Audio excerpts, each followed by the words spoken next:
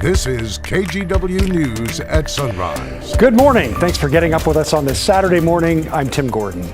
This morning on Sunrise, a child predator sting in Washington County that led to the arrest of 6 people, and one worked at a local Catholic church. More on the charges they face. And Oregon lawmakers are looking at putting a cap on the cost of replacing the Interstate Bridge as part of the state's $1 billion commitment plan. But before we get to all that, let's check in with Chris McGinnis, who's here on a Saturday morning. You know what it's not doing this morning? It's not precipitating. It's not precipitating. Yes, it's not raining, and it's not freezing out there. That's oh, nice. Point that out. All right, let's take you live up to the mountain right now. Blue sky over Mount Hood this morning, sun up in a little less than an hour. A different perspective here from our Wells Fargo sky camera. Really pretty silhouette here of Mount Hood this morning. And yes, it is not freezing out there this morning. It is 43 degrees. We hit 62 degrees yesterday. Yesterday, topping 60 degrees for the first time in the month of April. How glorious was that? Today, we start off with a clear sky, but the clouds will build in. 39 last check in Hillsborough and Scappoose, 39 McMinnville, Salem waking up to 40, same story in Almsville. And as I show you off to the north and west, we do have some clouds and some rain offshore. That is our next weather maker, so clouds will build in during the day today, but we do have a dry forecast, so happy to tell you that. 43 right now, low 50s at lunchtime, clouds thickening up. I still think we get to 60, so it's 2 in a row in the 60s. Before the rain comes, and that comes back tomorrow. We'll have more on that part of your forecast coming up in just a few minutes. All right, Chris, thanks a lot. And now at 6 people are in jail after a child predator sting in Washington County. 2 of them were men who work with children. Alma McCarty breaks down the day-long mission and the charges. It's terrifying to have kids that are on social media that are exposed to that all the time. Shock and confusion for parents at St. Pius X. Maybe he doesn't have a record, or how did these people get involved in the Catholic parish? It just makes you question. The Washington County Sheriff's Office arrested and charged the director of music ministry for the church and for the school, 29-year-old Sean Baba, during a child predator sting. Also arrested, 26-year-old Tavari Jenkins, who works as a director for Club K, an after-school program for kids in the Wilsonville area. 4 others pictured here also face child luring charges. Our goal is to go out, and if we can find these people who are looking for children, but have them find us before they find an actual victim, obviously we want to interrupt that. Detective Mark Pavolny with the Sheriff's Office explains undercover officers gave the people they were chatting with on various social media sites and platforms an opportunity to walk away. He says several ended the conversation then and there. We say we're underage, and we give them a specific age, and then they end the chat or say that, that's not okay, and walk away, which is great.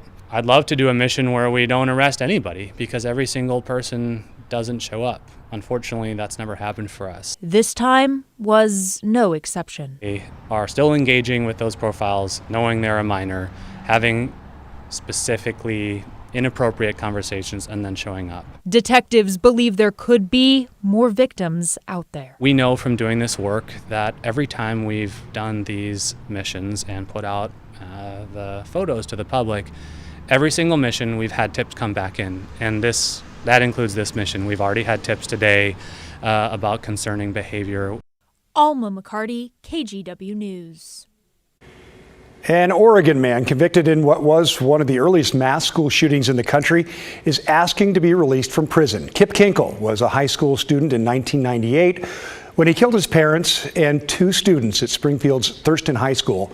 He was sentenced to 112 years in prison. Now, OPB reports Kinkel's lawyer says he is now entitled to a hearing to consider whether he is capable of rehabilitation because he was 15 at the time of the murders and had undiagnosed schizophrenia.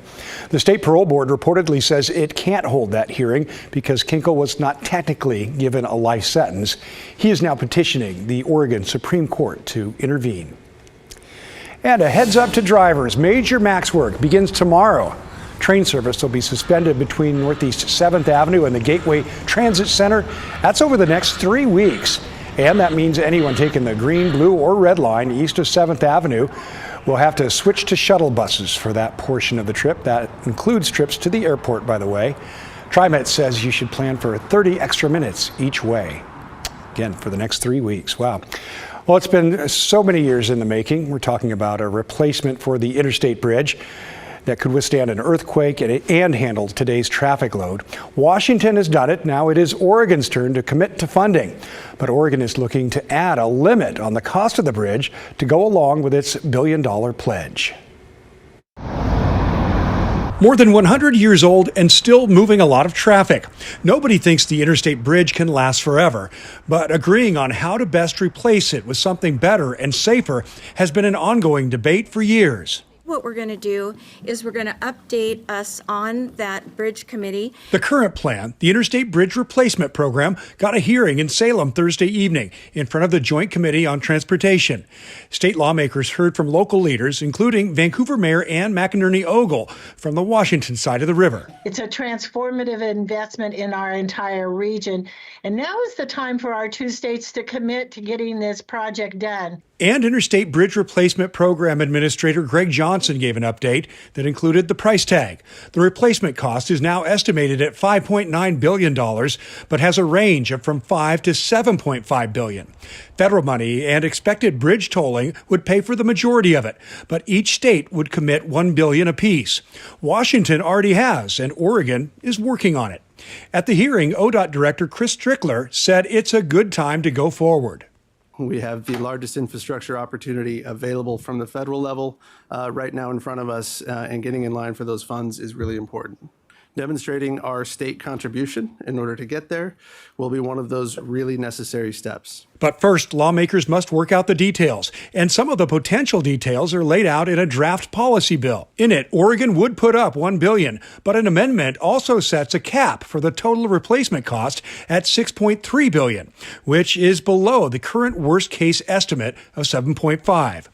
Oregon Representative Susan McLean co-chairs the Joint Transportation Committee and also the Bi-State Bridge Committee, and she's comfortable with that, especially because the cap is not yet set in stone. I was one of the individuals that asked for it to be in there at this point so that we can have further conversation in deciding if it is a reasonable number. And McLean feels confident a commitment is coming from Oregon this legislative session.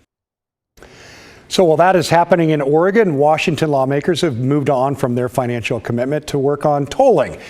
In fact, a bill authorizing tolling on the Interstate Bridge has passed in the Senate and is now getting hearings in the House. They are studying toll rates from $150 to $355 per trip.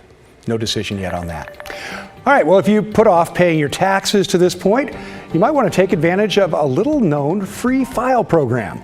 We'll show you who's eligible and how it works when we come back. And did you know you can watch sunrise anytime you want on KGW+. That's right, all of our news is on Roku and Amazon Fire. Just look for KGW and add that app to your home screen, please, and stream sunrise on your schedule. We'll be right back.